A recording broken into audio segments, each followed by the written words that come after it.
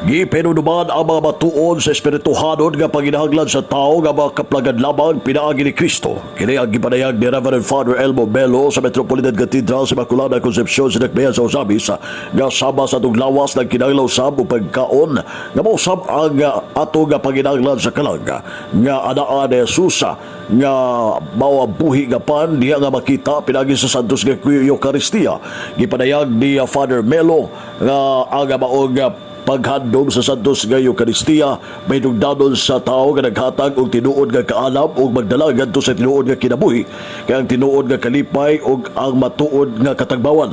Dugang panini nga ang tema ning simanaha maong tukmang paggiya o ang kaminugdanon sa Santos nga Eucharistia nga mahimong mapasalamaton kay ang tinuod nga kinabuhi, ang tinuod nga kalipay o Makaplagan lamang sa pagsunod ngadto nga Jesus o pagsunod ngadto sa Ginoo o ang pagkinabuhi sa kabubuton sa Dios.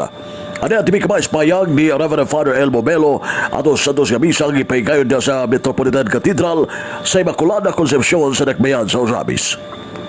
The true life, true joy, and true satisfaction are only found in following Jesus and living according to God's will.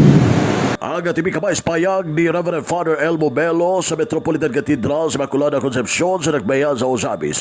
Alang sa DX Dinisimero Campana, ang Radio Siba W. Manuel Ronquillo Jr. Danag sa Nagmayan.